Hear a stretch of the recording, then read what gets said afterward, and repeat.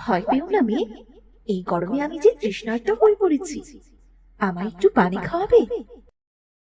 তুমি কথা বলতে পারো? আমি কথা বলতে পারি, আমি যে নাগরানী। টিয়া আর ভয় না পেয়ে নাগরানীকে পানি খেতে দেয়। নাগরানী পানি খাওয়া শেষে বলে, আমার অনাগত সন্তানের জন্য একটা রাত আমি তোমাদের বাড়িতে থাকতে চাই। আমাদের বাড়িতে অনেক গরম, তার উপর আমার তো কোনো ঘর নেই। তুমি থাকতে পারবে আমাদের বাড়িতে? এই গরমের দিনে আমি তোমার বাড়িতে অতিথি হয়ে এসেছি, আমাকে যেখানে থাকতে দেবে আমি সেখানেই থাকবো।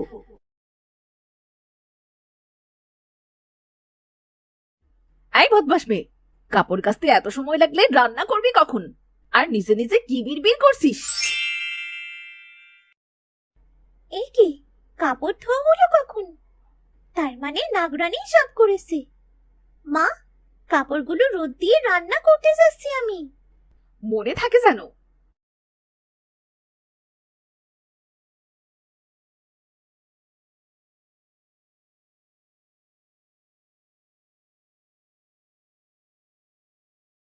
তোমাকে এত কষ্ট করে রোদে যেতে হবে না, আমি নিজেই রোদে দিয়ে দিচ্ছি। নাগরানী জাদু করে সমস্ত কাপড় রোদে শুকাতে দেয়। টিয়াকে জাদু করে রান্না করে দেয়। হঠাৎ টিয়া জ্ঞান হারিয়ে ফেলে। ঠিক তখন সেখানে কবিতা আসে। কবিতাকে দেখে নাগরানী লুকিয়ে পড়ে। ও মা, এ তো দেখি সরে জ্ঞান হারিয়ে ফেলেছে। মরলে তো বেঁচে যেতাম, আপদ বিদায় হয়ে যেত। যাই হোক, ওকে ঘরে নিয়ে যাই।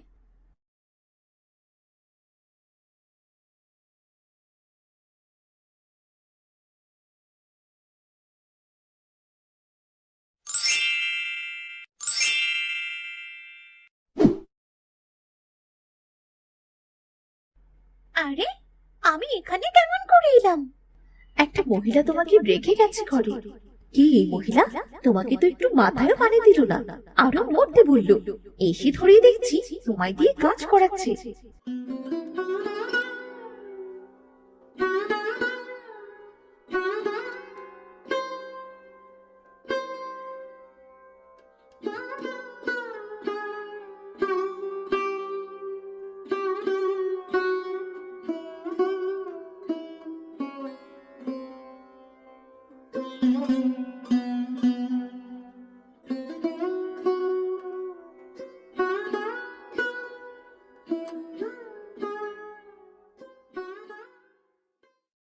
কেঁদো না টিয়া, দেখবে সব ঠিক হয়ে যাবে। তোমার সৎমা তার শাস্তি পাবে।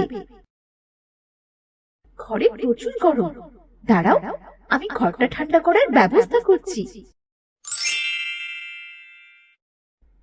এই গরমে প্রতিটা দিন যদি তোমার মতো অতিথি আসতো, তাহলে কতই না ভালো হতো।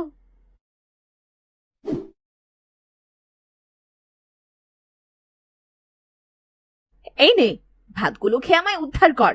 আজ থেকে এই ঘরটাতে থাক, কাল থেকে আবার বাইরে থাকবি। ঠিক আছে মা।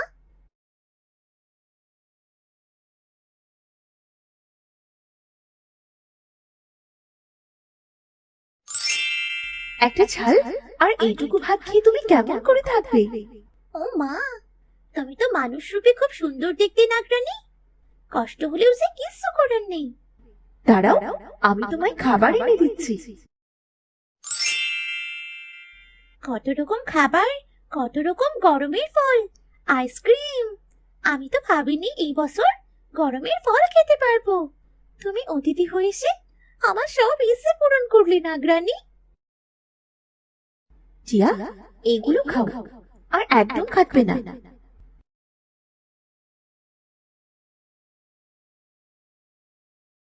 আচ্ছা, তোমার বিপদের কথা তো বললে না নাগরানী। তুমি তো দেখতেই পাচ্ছ আমি গর্ভবতী। আমার খুব ইচ্ছে করছিল পৃথিবীতে আসতে। নাগরাজকে অনেক বুঝিয়ে পৃথিবীতে এসেছি, কিন্তু হঠাৎ একটা সাপের হাতে পড়ে যাই। অনেক কষ্টে পালিয়ে আসতে পেরেছি, আর তারপরে তোমার সাথে দেখা। সবই বুঝতে পেরেছি। এবার তুমি ঘুমিয়ে পড়ো নাগরানী। ঠান্ডা হাওয়ায় আজ শান্তিতে ঘুমোতে পারবো। এরপর টিয়া ও নাগরানী ঘুমিয়ে পড়ে। পরদিন সকালে সজল বাড়িতে আসে। সজলকে দেখে তো কবিতা আর টুসি ঘাবড়ে যায়। টিয়া সজলকে দেখে জড়িয়ে ধরে। এ কি, তুমি তো বলেছিলে কিছুদিন শহরে থাকবে, তাহলে এত তাড়াতাড়ি চলে এলে যে? বউ, শহরের কাজ মিটে গিয়েছে, তাই তো চলে এসেছি। টিয়া, 2 দিনে তোর একই হাল হয়েছে।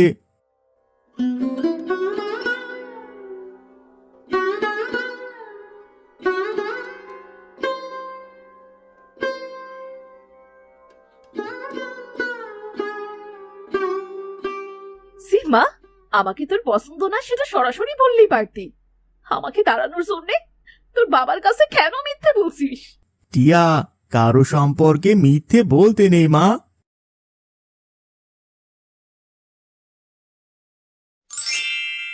টিয়া মিথ্যে বলেনি, এই দেখুন তার প্রমাণ।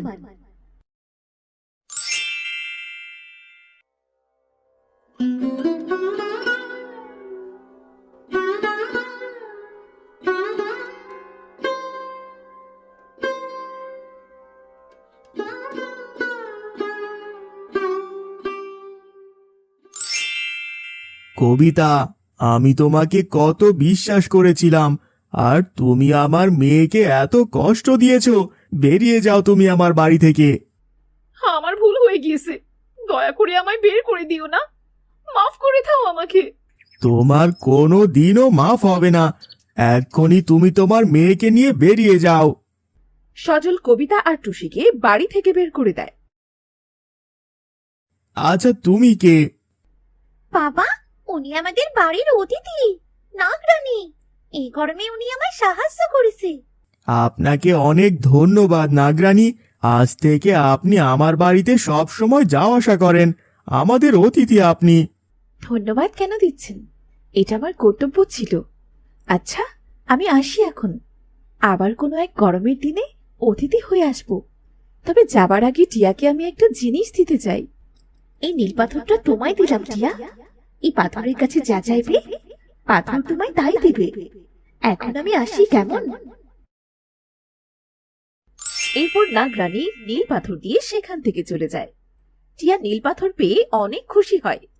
নীল পাথরের সাহায্যে তারা অনেক ধনী হয়ে যায়।